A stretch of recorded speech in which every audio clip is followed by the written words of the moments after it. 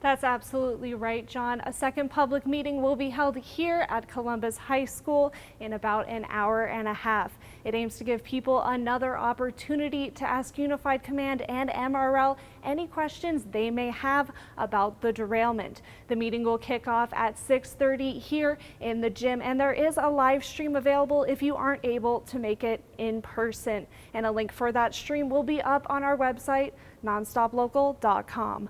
Live in Columbus, I'm Ren Wadsworth. Back to you, John.